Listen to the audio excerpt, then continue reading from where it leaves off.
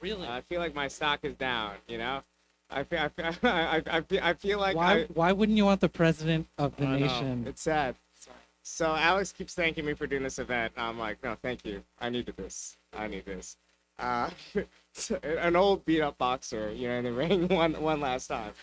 But but in these times was actually the very first publication to ever employ me. I got my first job at In These Times when I was still finishing my senior year of college in April, and I basically neglected all my finals and everything else to the point that I was still like 3 credits short of my college diploma up until 2015 or so. But that was just really because In These Times is an institution willing to take a shot on young writers, willing to really look outside the box of look for people that didn't have traditional credentials, didn't go to the right schools, right internships, or whatever else, but that really valued political commitment. And at the time, Joel Blyfus was in charge of In These Times.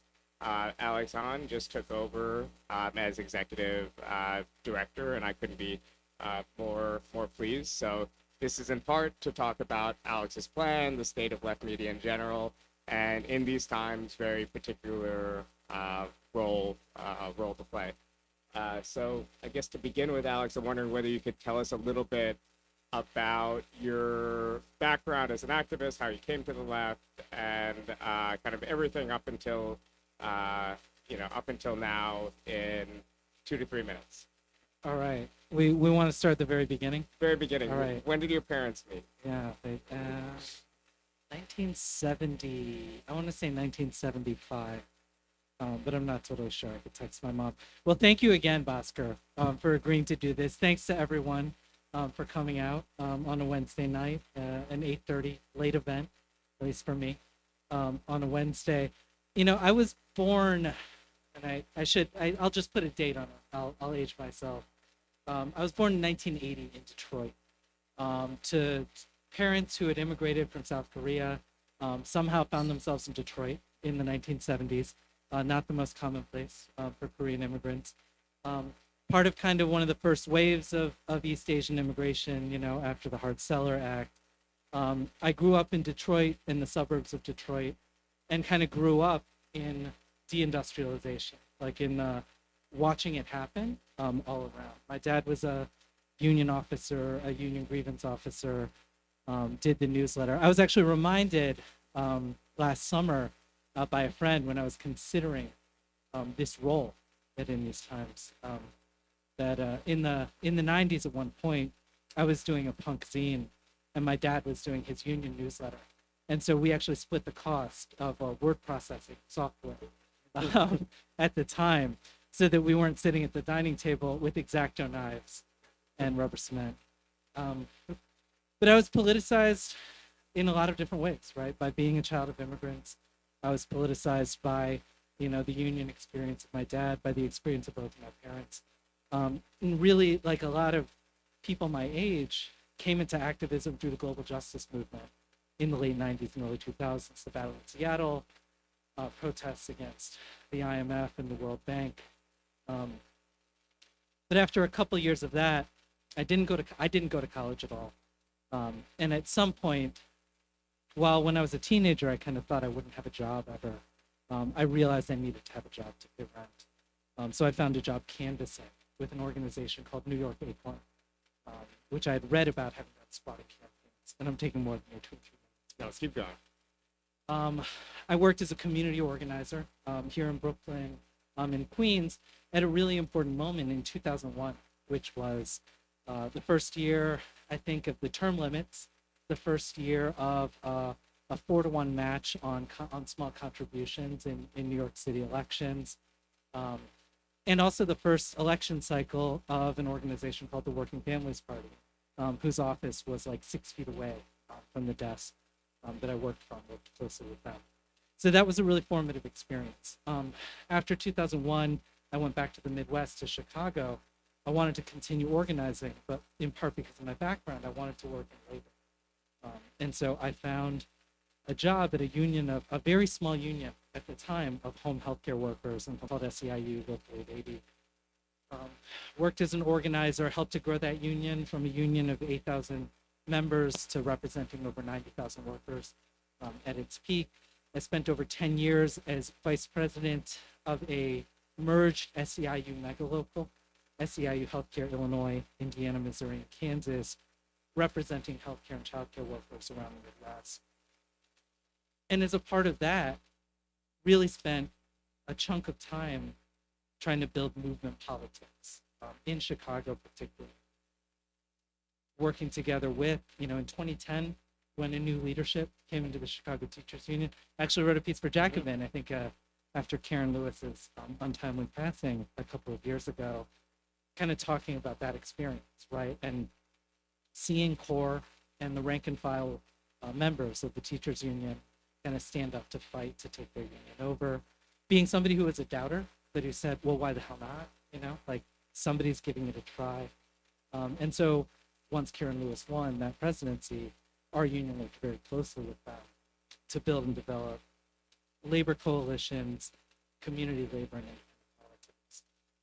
And so really, a lot of the last 10 years has been about that. In 2019, I went to work for a young man who you might have heard of named Bernie Sanders. In the 2020 primary, that election didn't end the way that any of us had planned for it to end, both in defeat and at the beginning of a global pandemic. But since then, I spent a few years also working, on issues like the Green New Deal, working on organizing against Amazon, and a whole host of other places where kind of labor and community were coming together.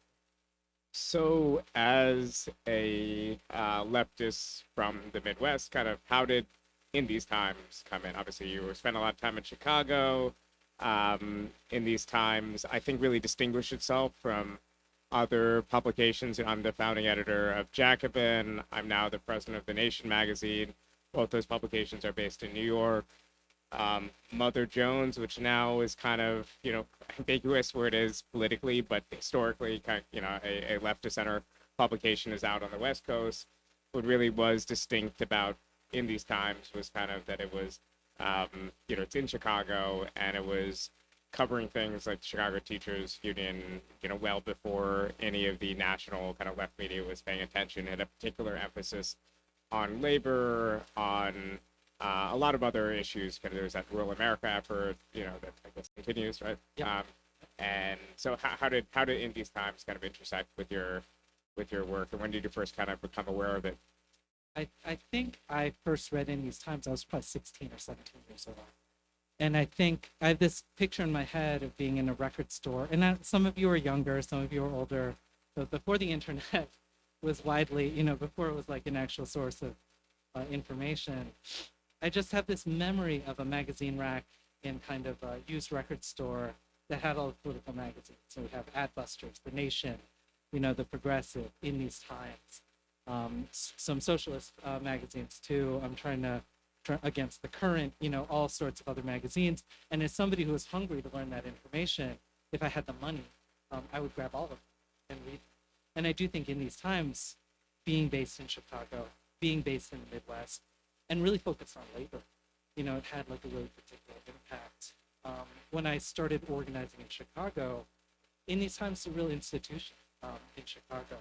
Got a big office that's been the site of a lot of meetings. It's been a community space. I will admit that one of the first times I was in the office in my early 20s, the most memorable thing that happened was somebody took me up on the roof of the office and we smoked a joint. And so it just plays a really important role in the life of kind of the Chicago movement, both as a magazine and as an institution, as a place, like a physical site. That was a lapse of Leninist discipline, but there's a time and place for marijuana, and it's in brownies on the weekend. It was at that party on the roof. It's all right. So I actually first encountered In These Times kind of I'm a little younger than you. I was born in '89, but I remember like discovering a lot of left media kind of at like up Borders when I was like 14, 15 years old. You just get a stack of magazines or whatever, and you could bring it to their cafe section and just like read it without paying. And yeah, I loved the content of In These Times. I kind of got to know some of the names of people writing for it. I got really frustrated with the fact In These Times used to always print on the very back page, which I guess was just a very efficient use of space, but kind of rebelled against my early forming like design principles.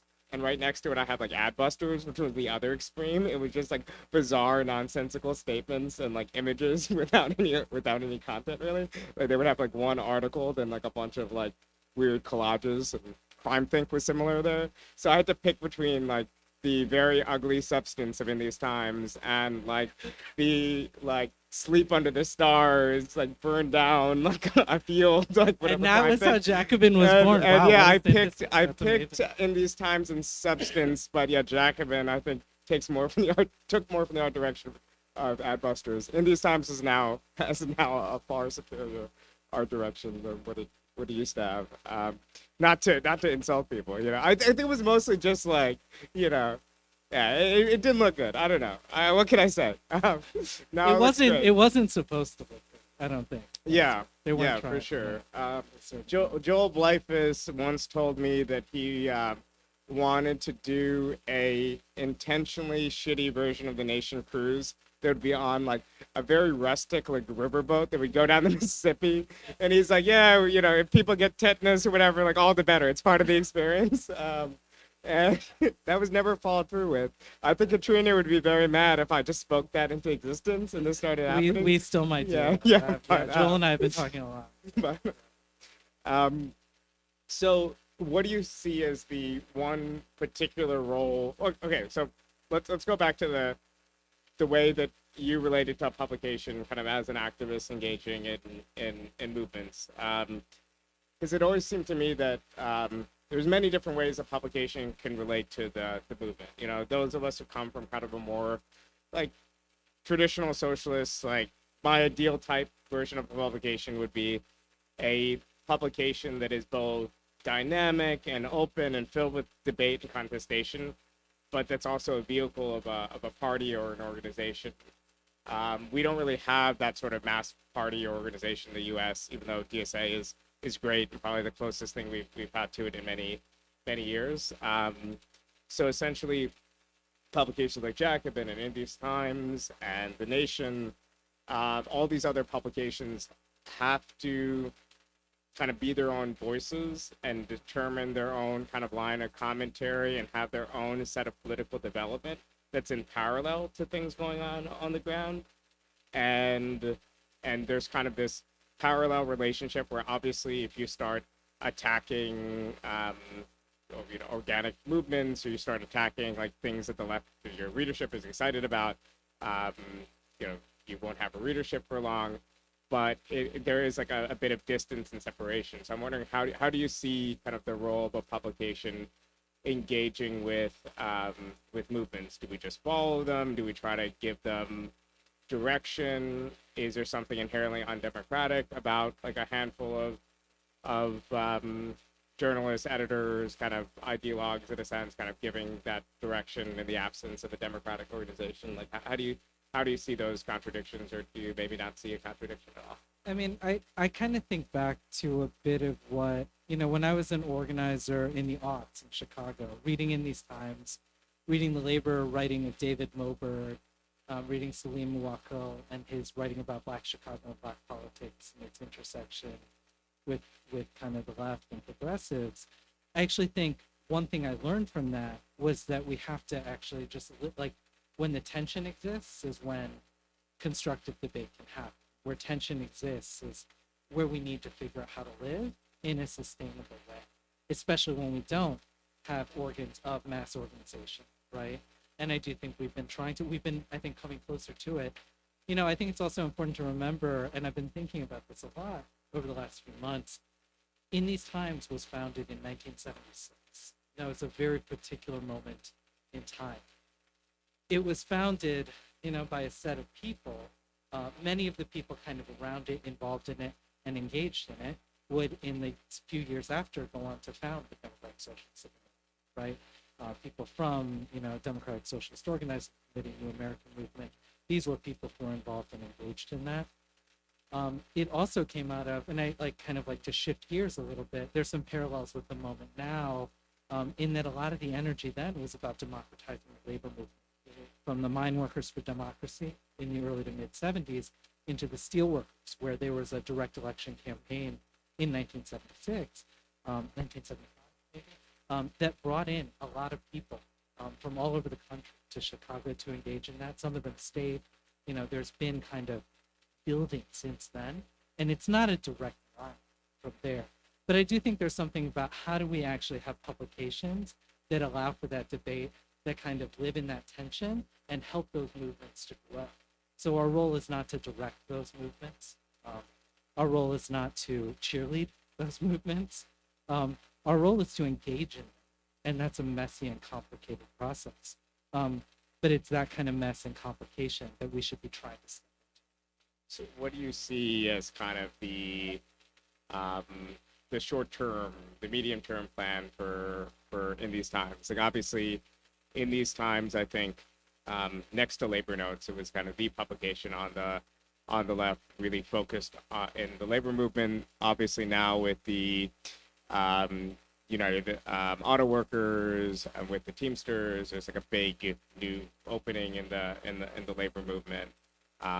Is that kind of a point of emphasis, or kind of what's kind of the short term agenda or medium term that people should look forward to if they're readers of it in these times? Yeah, I think in addition to what's been happening with the new, the first kind of democratically elected leadership in the history of the United Auto Workers, with the kind of like new life in militancy, the second wave of the Teamsters right now, right, almost 30 years after Ron Kerry won election in the Teamsters and led them into a great strike against UPS in 1997. A lot of parallels there.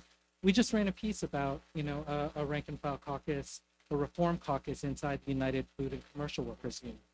Not a union that many of us in the labor movement would have seen as a place that could kind of like engage in that kind of internal debate and struggle, but they just came through their national convention. The reformers won an additional seat on the board or on the delegate body. And so there's progress being made in those ways. I do think that we are going to be paying attention to what else is happening, not trying to focus solely in on the UAW, on the Teamsters, on those fights. We've also in Chicago recently had an election, and that election creates a lot of hope and possibility. But again, it creates some of that complexity of how do you work with movement forces? How do you actually deal with what is going to This in the city that were mobilized, and you had a real base of people that just opposed a right wing candidate, wanted to support a left candidate, and very much mirrored in a sense like the old Harold Washington base that elected Chicago's first black mayor over 30 years ago. 40 years ago. 40 years ago. Almost exactly. Yeah. Oh wow. To me, it's always 2016. It's always 2015. There's always hope on the horizon. But I guess do you see in what happened in Chicago kind of something that, like, I know you also lived in New York for many years, and obviously you're involved with the Working Families Party, like you said. Do you see like a contrast between why the New York left has been less successful electorally, or, and hasn't had the same, we have Mayor Adams, who has adopted a lot of kind of Giuliani light talking points combined with just like bizarre world gaps that depending on my mood either makes him like somewhat endearing or just makes me like despise him even more. But yeah, how would you compare the situations from what you could see here to Chicago? I mean, I don't think that there's kind of like a set of mistakes that some people made and correct decisions that other people made. I do think of these as there are a set of structural questions that undergird all of the work that we do. We're dealing in kind of a political economy that does not allow for democratic expression of working class people, of like the majority, right? And that's the place where we start. I think one of the differences, I mean, frankly, I can point to one of the differences being a Chicago teachers union, having a major union that is kind of like an integral part of the day-to-day lifeblood of the city, which public school teachers are. There are few other groups of workers of that size that have the kind of day-to-day impact and reach around the city as a teachers union. The fact of that kind of democratic takeover of the teachers union and the continued evolution of democratic trade unionism there is a really critical part of that equation. I also like something I kind of used to talk about a lot as an organizer was it's not about like our smart strategies and plans. Like we have to have those. But one of the smartest strategies and plans is to be able to grab opportunity whenever it arises. And so I can see that is something that's happened in both places. There are gains being made in New York. There are gains being made in a lot of different places. I think, in Chicago, it's easy to focus on that mayor's race. That's a big deal. And that is like, something that has been seen really in a lot of ways as unwinnable. But the actual kind of like the things that led to that possibility are not so different. I think there's a mayor's race happening right now, just a little south of here in Philadelphia, right, which has some of the same characteristics as both New York and Chicago, politically, economically, the coalitions, kind of left progressive coalitions that exist. And there's an opportunity potentially for another former school teacher in Philadelphia, to win the Democratic primary in less than 2 weeks. So I think there's a lot of different, I wouldn't gauge it as like something that was done right in Chicago and something that Yeah, I think it's just the background conditions of the CTU is really the missing ingredient as something that could cohere people and money in a way that few bodies can, other than trade unions. It's not even that trade unionism in itself is kind of an end all be all or a substitute for a wider socialist movement. It just that the rest of our organizations are under resourced in both people and money. And it seemed like the CTU was willing on ideological grounds to really bet a lot on an election in a way that only makes sense if you consider them as an ideological political actor and not just embracing a very narrow sense of trade unionism. I would guard against, though. It's not like that ideology is not the initial driving force, right? And there's a complex set of ideologies that drove like the formation of CORE, that drove the leadership. But I do think the continual evolution of the democratic internal nature, like that ideological framework, comes from 25,000 members of that union who are deeply engaged. It's a really high participation union. Their internal elections have 70% turnout, which is unheard of in the labor movement, certainly in a union of that scale. And so those members are like very actively involved because they can see themselves represented and they can see the issues they care about. So to stay on ideology for a moment, I am a little bit hazy with the history because I don't think they're direct precursors so much as just like Weinstein, James Weinstein, the founder of In These Times, had other projects in the 70s. One was Socialist Revolution, which became Socialist Review. And that's kind of like set up as a predecessor for In These Times, right? You can see like we got slightly less ambitious throughout the 70s, from Socialist Revolution to let's review the situation to, but no, I think In These Times not that direct of a. I think it's like there was like a gap or pause. It's kind of a new publication that didn't have the old subscriber roles. I actually don't know the history. Yeah, I mean, In These Times was conceived. It was New Majority Publishing that was the banner that they were flying under. But I've talked to some of the people who were in the study groups with Jimmy Weinstein in the Bay Area in the mid 70s, as a lot of people were trying to work through how are they going to engage. It was a moment when we still had a set of revolutionary socialists believing, the kind of like third worldist movement. You had a set of people who believed, but certainly cause at that moment for some people to have that kind of hope. And so you had this broad spectrum of socialists from, reformist to revolutionary, who it's interesting to think about the ways in which those kind of ideas intersected, the kind of fights that they had.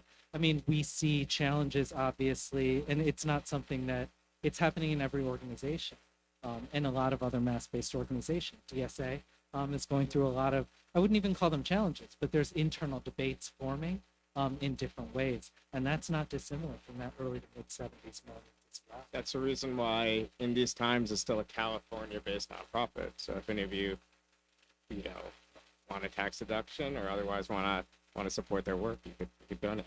I look up everyone's 990s because I want to see who's getting paid what. In These Times is very clean books. No one's getting paid much, so you should, you know. You can do the audit, Bhaskar. Audit. Yeah. There's a little form you can see whoever donated more than 5,000. You know, I gotta admit, I hit all those people up. You know, like, so. It's pretty slim pickings. Yeah, it's pretty slim pickings. There's not many. Yeah. Yeah. And they're all just like $5,001. You know, they just want to get on that form. But where was I going with this question? You're channeling the comedy show. Yeah. Yeah. I'm freestyling at this point. I'm tired. But okay. So where I was going with this question was, In These Times obviously started off in you know this much. Obviously there was differences. So it wasn't tight in terms of sectarian, but it was a very different sort of socialist environment. Then over the course of the 70s, 80s, 90s, it became a broader tent progressive publication. It always was a little bit, you could see the socialist roots in some of its orientation, like what it cared about, what it covered. You could say that for certain points in maybe the 80s or 90s, you might describe like The Nation as being like liberal left, and In These Times it's like left liberal, which is something that I can't quite define if you make me, but you it's know more it like a when you see feeling. it. Yeah, it's Yeah, more like yeah. a feeling, but there was kind of a difference in orientation. How now do you, like, how does a publication like In These Times today, like, conceive of what its tent is, right? Because when I think about a good publication, when I think about Jackman, for instance, I think about a publication that does not have a line, because if you have a line publication, it's extremely boring. You know, you might as well be, you know, reading Workers' Vanguard or something, because you already know what the article is going to say before you start reading it. So you kind of have a box, like here's the acceptable range of opinion, and we're going to have lots of debate and contestation. It's going to be interesting. Then when I think about The Nation too, it's like clear that there's still a box. It's just like a wider box than Jacobin. So I wonder, how do you conceive of like In These Times role, and like what is and isn't acceptable ideologically? Because obviously it's not, you know, as small of a box in a socialist milieu that it was in the 70s, but also it's still clearly defined by a certain set of moral and ethical, you know, guidelines, and you know, I don't know how much they're spoken or unspoken. I mean, I think that's a process that we're engaged in right now, and that's like I didn't want to come in to just dictate here's exactly what that range of acceptable politics is. I have the things I've been involved in and engaged in. I think there's kind of a broad set, you know, that covers a broad set of that spectrum. But I do think, you know, I think there's a process to go through, you know, internally with our staff, with our supporters, with our readers, with others on the left, and other, you know, others like you, like Jacobin, The Nation, other magazines and projects that I think of as real allies and partners, you know, in developing that. So I do, like, I don't mean to like punt on the question, but I am. And you know, because there isn't a party line. We don't have organizations that are providing that kind of leadership. You know, I do think some of the framework that I want to think about, we have kind of progressive trade unionism and progressive. I've been trying to stop using that word, but it's just going to keep happening for a while until I can, like, you know, electroshock myself out of it. But there's kind of progressive trade unionism. There's more ideological, you know, socialist and other left formation, and there's social movement action. And how do we think about the most those three kind of categories as helping to form the bounds of what those politics are? I think progressive is a great word. I mean, it kind of, socialists have always used it in like our front organizations, right? It's like kind of, but you get the people into progressive, but you kind of like, you know, they're in the front organization, right? You know, the I'd Dukes and say fellow left travelers were there. progressive, Yeah, left yeah, liberal, liberal left, yeah. left progressive. There's distinctions that we Right. understand. But like I always called the Chicago electoral campaign, like that was a left progressive led front that also included Jim Favreau and some other Yeah. strange actors to the right. So on that note of one of our favorite politicians, maybe we should take some questions. Um, I don't know where to start. I don't know if anyone has any burning, pressing questions. Yeah, why don't you go ahead?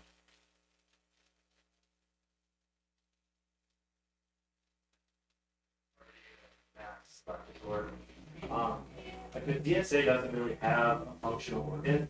It has the Democratic Left, which is a very, very minor publication, and disclosure, I'm a member. And we sort of treat publications like Jacobin, Times, and Labor Notes as our source of information on journalism reporting from social movements. Um, but I feel like moving forward, that's something that DSA as an org is trying to grapple with. Like, what would a democratic organ look like?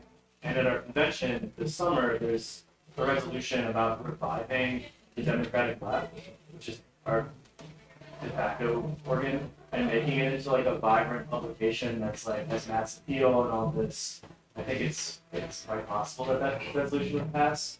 And I wonder how publications like in these times, Jacobin, Nation, Labor Notes, blah, blah, blah, would relate to something like that.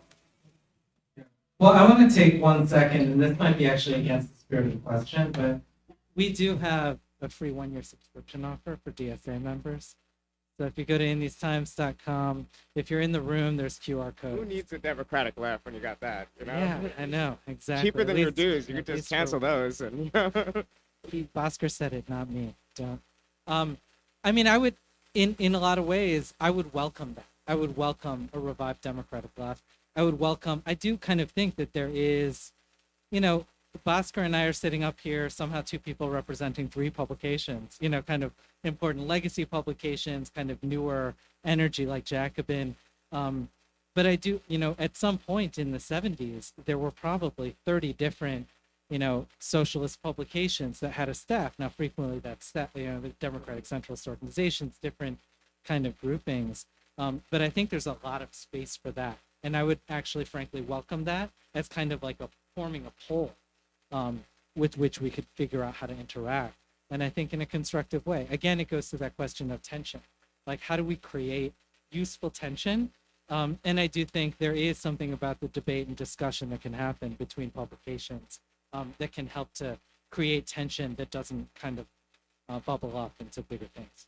in 1912, in the state of Oklahoma alone, there was 11 socialist weeklies, which is just kind of insane to think about. So I think there's definitely capacity for more publications on the left. I think the reason why DSA will find it very hard, if not, I would just say very hard, not impossible, to create a more vibrant publication is because of how loose and diffuse the organization is. Like, there's no clear statement of principles that a DSA member needs to like really subscribe to before they join. You just join, and you don't even apply for membership. You just get a credit card out and you join. And if you have an organization like that has certain strengths, its malleability is a reason why it won't implode the way, let's say, an SDS imploded in the late 60s.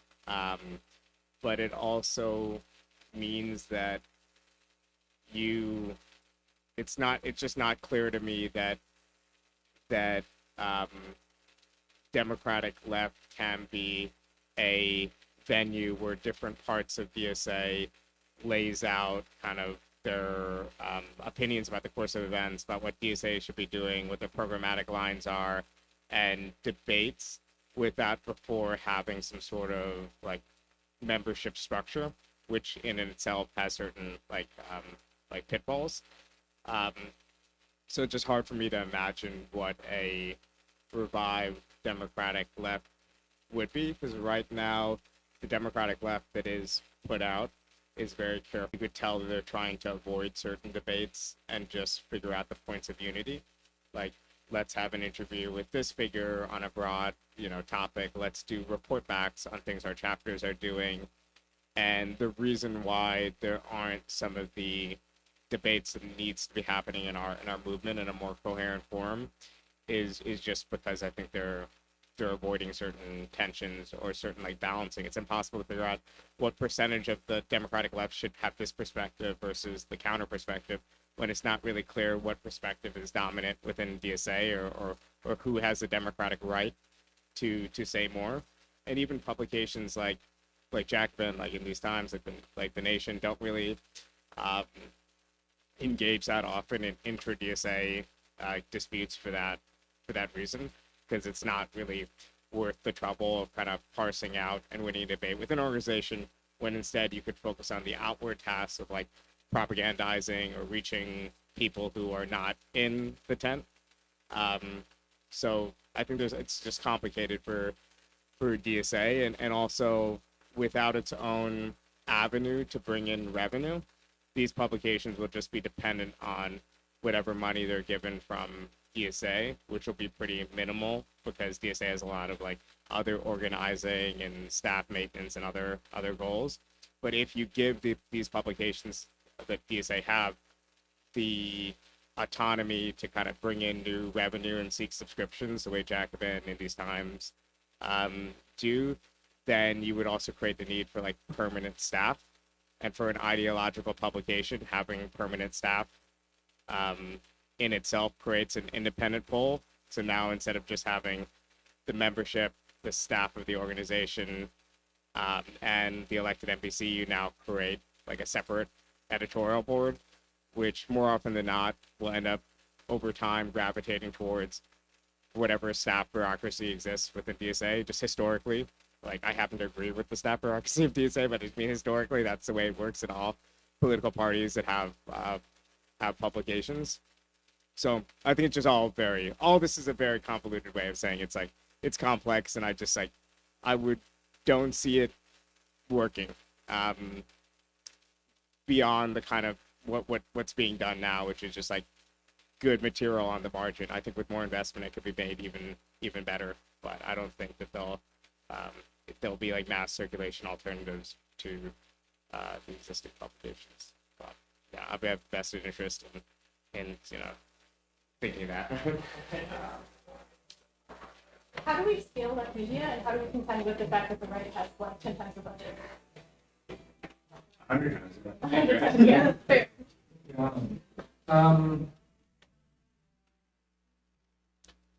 I do kind of point to, okay, it's something I've been saying the last couple of days, but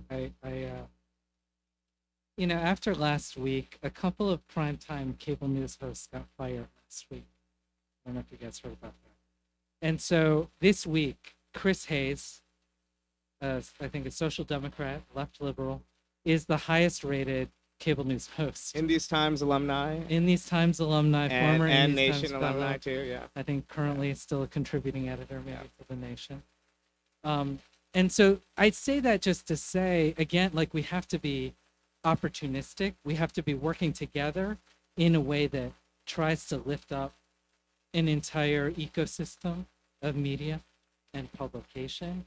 And I think prepared to take advantage when opportunity strikes. Like the mainstream corporate media is in a continual process of falling apart. This week, Vice Media, last week, BuzzFeed News, the week before, something else, next week, something else. And so if we're not prepared to take advantage, if parts of left media are not prepared to take advantage and step into that gap, then we'll see the issues and challenges of corporate media replace themselves. I don't like to think about, right-wing media doesn't provide us a model. There's always been these people, we need a Tea Party of the left. We need a Fox News of the left. Like that doesn't work. If we had 6 billionaire, like multi-billionaires who just wanted to use a chunk of their wealth to like drive their, like if we had that, but that functionally can't exist on the left. And so I do think it's about being opportunistic, about taking up space when that opportunity arises. I mean, historically, in other countries, trade unions have played that role to some extent. They still, like, for example, Jacobin helps publish Tribune magazine in the UK. A large segment of its budget still comes from its association with trade unions, which is just in the US, to the extent Jacobin gets any money from trade unions, it's like advertisements or things from certain friendly trade unions, which is fine, you know. Organizer, we are yeah. looking for organizers. Yes, Yeah. we're looking for organizers, basically. Um, and Whereas, but I would say that we don't have to match them like money wise, one for one, because one, there's a huge amount of like grift in these organizations. Like, first of all, like I think they're getting a lot of donations. I'm not sure they're using it that wisely. And I'm not sure they're compelled to create membership or subscription models the way we are, which are more sustainable anyway for the long run. So even to this day, if you think about right-wing institutions that have a donation base but also has a membership subscription model to stay afloat, it's like still like National Review, which was founded in the 1960s as a way to unite the right. It's a lot of these other organizations don't have it, but there are certain things that are by nature they have to be loss leaders, or not even loss leaders, just loss generators, like investigative journalism or like a lot of video content. And there's a reason why there's not like a like PragerU or whatever of the left. The Relevant Institute does like a great job, but you know doesn't have the resources to produce that many videos. In form, they're kind of that, but in volume, they're not. And that's just because that's where like $50 million would be really useful. Like more perfect union does some great work. I mean, there's a few other kind of institutions like pointing in that direction, but that's where, you know, if anyone has like a spare 20-30 million dollars to, you know, I honestly think that could really build something. You know, talk to me later, you know, have your people talk to me. Anyone else? All right, let's start over there, and then we'll go down. Yeah. Yeah, so you guys talked a little about models of publications and journalism, and you referenced the recent layoffs. Obviously, the high-profile ones, but also just media in general. And I'm wondering, I think those layoffs have been making a lot of people ask if there is a model of journalism that will work, and if the model of publications and media can work in the digital age, et cetera, et cetera. And I'm wondering if you have thoughts on maybe what is an effective model of publication of journalism, obviously, difference to the socialism in general as well. I can't pretend. I will preface this by saying I'm new to the world of media, and I've spent most of my adult life as an organizer. I think that there are experiments happening right now to try to figure that out, right? Like Bhaskar mentioned, kind of membership, subscription, sustainer, like these are things, right? We have, you can also join in these times as a sustainer, and you get, you know, your magazine every month. And that's one of the things that helps us build and plan for the future. I don't know that there is if there was a clear model, then I think we'd be following that model. I think Bhaskar, like kind of what's happened at Jacobin over the last 10 years shows us like a bit of a path forward, like how we can actually create something that has sustainability, that's able to kind of pay for itself and move forward. But I don't know, Bhaskar, do you feel like you've got it figured out? Well, I think that when it comes to, let's say, publications like Jacobin, you have to produce a huge volume of relatively cheap, like, commentary and other things in order to get enough revenue to take a shot on 2 to 3 to 4 longer form investigative pieces that you have to pay, like 60 cents to $1 word plus expenses kind of at a minimum. And sometimes those stories are just like duds, and the hope in terms of like the not in terms of content, but in terms of the once in a while they're just like, oh, I guess I guess you submitted this. I guess it's a sunk cost. We'll release this on Saturday at 3 p.m. But more often than not, they're great. But it just like you need to break through with one story, whereas like an outlet like the New York Times can run 1,000 of those pieces, and then they'll find the 20 pieces that will really prove their value as a brand and do all sorts of other stuff that'll make it sustainable. But at the scale that Jacobin in these times, even the nation operates as, it becomes very difficult to take those bets. And this is where like outside like foundations and fundraising really does matter, because you want to have a core sustainable model where 70% of your budget can be covered by your ordinary subscribers and whatever else, but the 30% can be kind of taking a shot on video to reach people who you can't reach with your print publication, but are going to be really, politically important. Like there's like we used to think, I used to think of the socialist movement of the left as like a really young movement, but now we're all like, or disproportionately is kind of this burning wave is like, 28 to 40, it's like, so there's a lot of other people that we need to reach through other venues. I think neither Jacobin the Nation nor in these times has like a TikTok, for instance, we're very worried about data protection,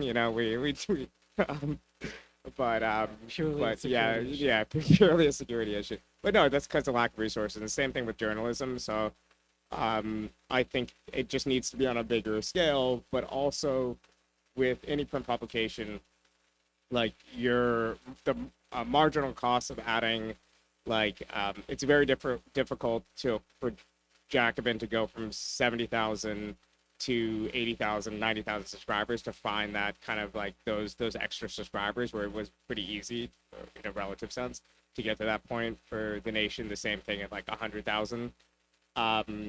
But if we did have this influx of new subscribers, the margins on those new subscribers, because the nature of print publications are really, really good. So the nation going from 100,000 to 130,000 could, more than double the amount that's spent on that type of journalism, which still again is like more something that the nation can engage in more regularly than, I think, in these times. Jacobin, especially in these times, does that work, but has to kind of pick its shots like really carefully. If that's not a misrepresentation. No, I think that's all totally right. I would also just add, I do think that like there's not a sustainable, like across media, across journalism, like what is a sustainable model anywhere? Like what does that mean right now as kind of financial tides are shifting, as we're, like there's a lot of questions about what's going to happen more broadly in the economy moving forward. But this has also been a continual conversation for decades and decades. Like I see the News Guild, fighting these big fights against corporate consolidation in the newspaper industry. One of the formative experiences of my teenage years was the Detroit newspaper strike in 1995. These issues are the same, it's like Groundhog Day in a lot of ways. But I want to relate kind of the challenges of sustainable left media to the challenges of sustainable organization. That we are, again, like in my experience, working in labor and community, the only sustainable resources are those that are based on dues-paying members who have like a very clear common relationship. And the worksite is the most clear common relationship that a lot of other fantastic organizing and political work has been very dependent on the fickleness of philanthropic, foundations and major donors. And we all know that that is not the way to build like a durable, multiracial, working class democracy. So it's an open question, but I do think we should think of those questions in the same way. And we should think about the sustainability.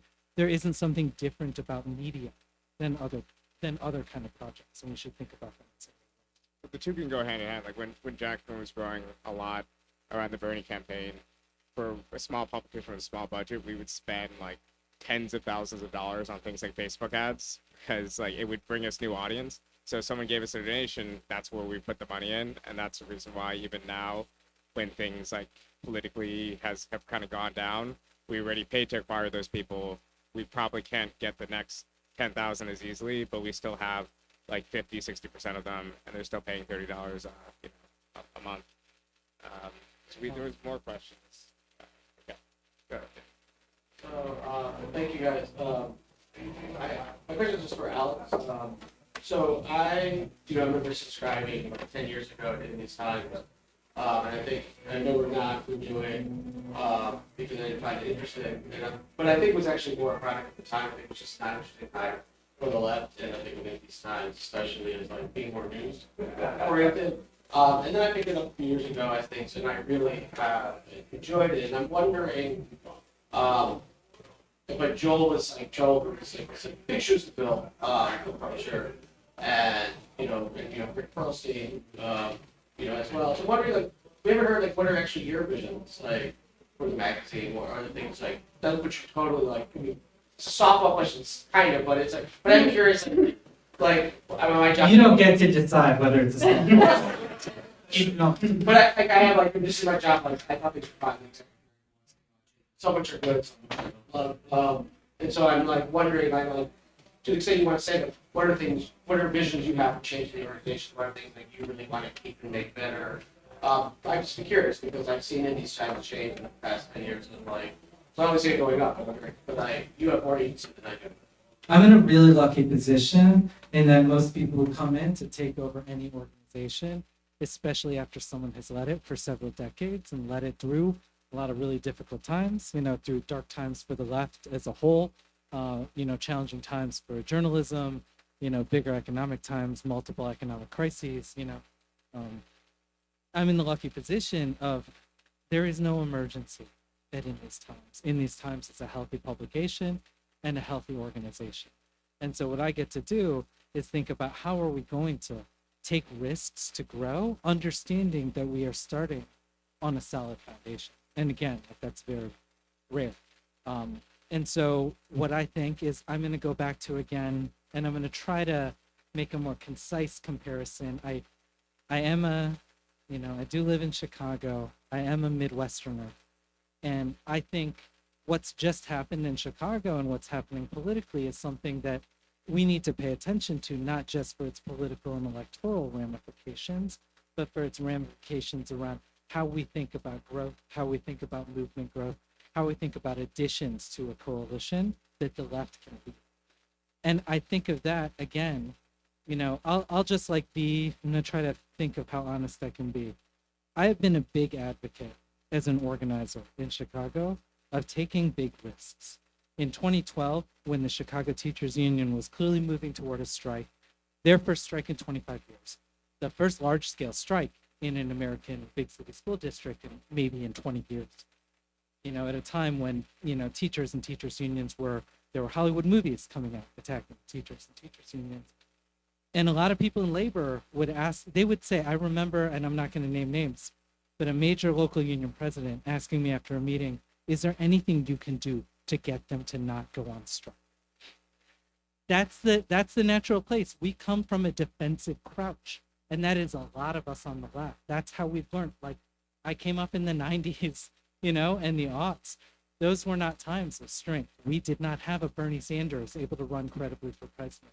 And so the ground has shifted. And so we need to be thinking, our sights need to be set up. Our horizon needs to be larger, and it needs to be further down, and it needs to be something that can actually create the change that we need. And that's kind of the larger vision that I'm trying to bring to in these times, is to say, we're not going to work like right now, and I don't want to get too far ahead of myself, but next week, we're going to be fine. Next month, we're going to be fine. We need to think about what are the risks we can take that are going to help grow the publication, that are going to help sharpen those politics, that are going to help create journalism and media that allows movements to thrive and grow. And what are the risks that we can take in growing that, while not totally setting aside the fact that we have to keep the institution healthy, be able to continue to pay our rent and pay our stuff, and all of that. But I do think a lot of that is we have to be able to set our sights big. We have to be able to kind of like think of bigger ideas.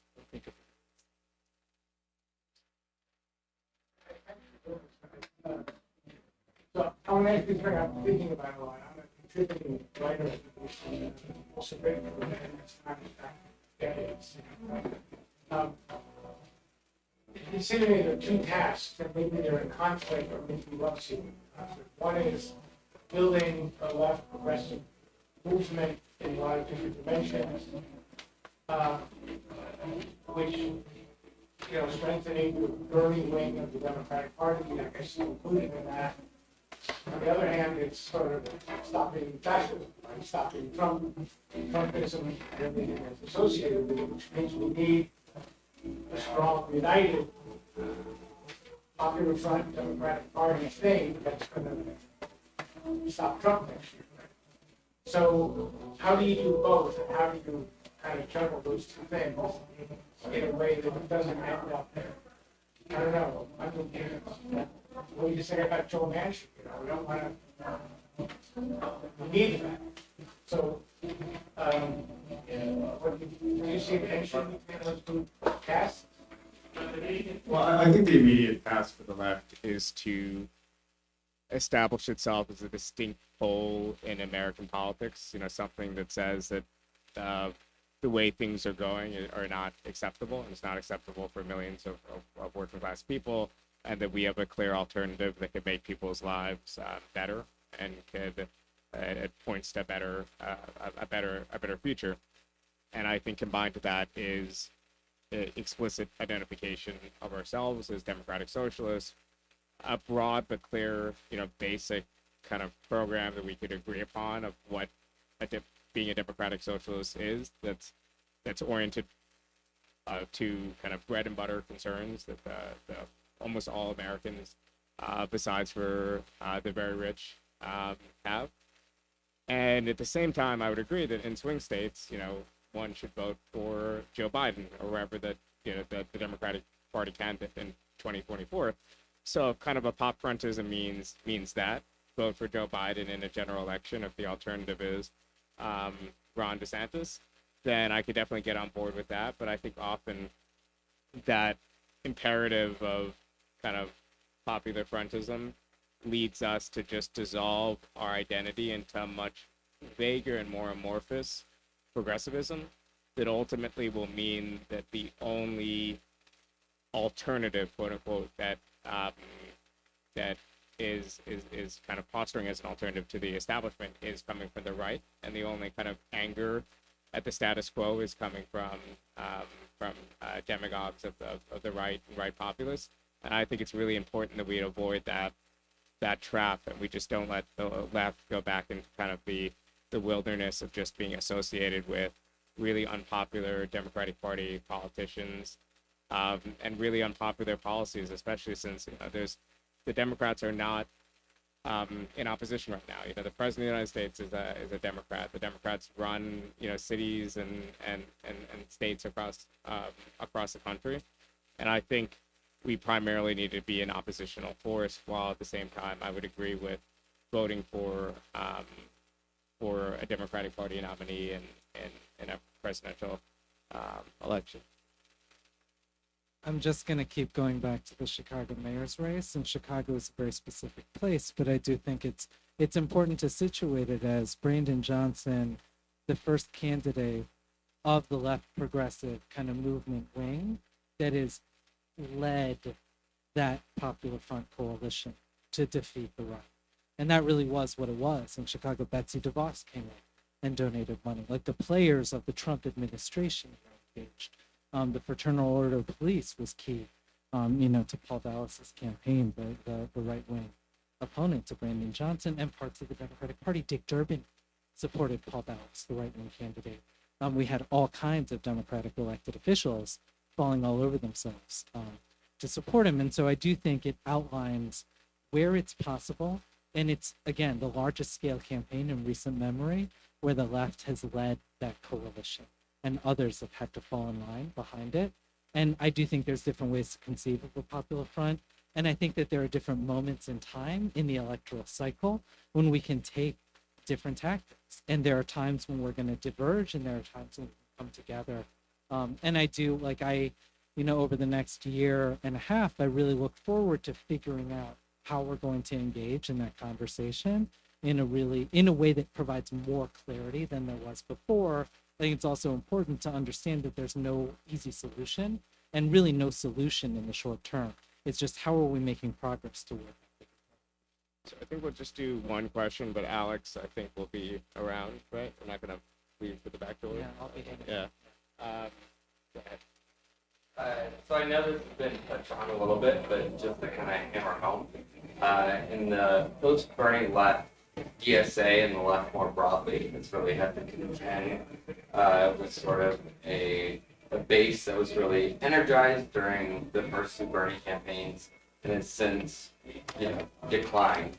And I think, based on my understanding, left media has had to do the same. The question is, what does left media do in the face, like when their base is sort of static and even declining? How does the left media maintain and even bolster its audience when there isn't a Bernie campaign going on? I'll let you get the last word. So I'll just say, I mean, there was an interesting article maybe 10 years ago from Rich Jesselson that was called like Fortress Unionism. Yeah. And basically it was like in like the objective political conditions are really bad.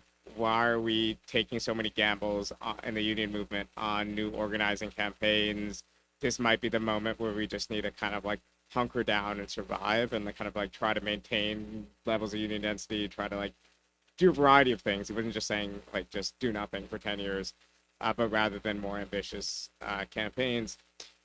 But I think we actually have found that the last decade, where unions have made breakthroughs, it's actually taken a bunch of leaps and ambitious campaigns and a lot of like investment, and unions now have more. I mean, it's a little bit different of a comparison because they have more kind of money than power, certain unions now, whereas like we have wider reach on left media but very little money. But I kind of think to that example is like maybe a well-argued case, but maybe the last 10 years have shown that ambition and risk-taking has had its merits. I think that's all true. I would also say that there's a question of how do we articulate who the enemy is. We are not going to have, it seems, Bernie's still around, just to be clear. But the kind of dangers that we face are the same as they were, 3 weeks ago before Biden's announcement. And so I do think there's something about articulating who those enemies are and how we're going to deal with them and counteract what they're doing is a key question. I think also some of what Bhaskar's saying, the excitement around Amazon organizing, the excitement around Starbucks, the excitement around every 3 days there's another graduate student union that wins a vote like 17,000 to 4, I do think it's also about capturing, those are obviously, none of those are at the scale of a presidential campaign that is literally raising hundreds of millions of dollars to move its message. But I do think that there are ways to think about getting smaller bumps and kind of thinking about how do we cohere those together into some bigger narrative, that we can do that with the help of people like Bernie, kind of other political leaders who are visible, the Bernies and the AOCs of the world, and think about how we're actually going to do that going forward. Because we did in 2016 and 2020, Bernie gave us a gift. And we've got to figure out how to map out, the next phase and the next path. I do think, and I just like on your point about, I'm really thrilled to be on stage with somebody who would bring up Rich Yesselson's paper, Fortress Unionism, at 9:30 at night at a bar in Brooklyn on this stage. But I do think that there has been such an enormous amount of excitement in different places around some of these campaigns. And I think that there's something to learn from that that can help us sustain ourselves and move forward. But articulating what the threat is from the right is really critical. Okay, well, thanks a lot. We're all really looking forward to Thank you. Alex's tenure. Yeah. And please subscribe and donate to these times. I think there's copies of these times somewhere. Yeah, so in the room. And then we've also got, if you want to become a sustainer and support our work in these times, you can see there are QR codes. We've moved into the pandemic era. And so you can become a sustainer there. So thank you. Thanks, Bhaskar. Thanks, everyone, for being here.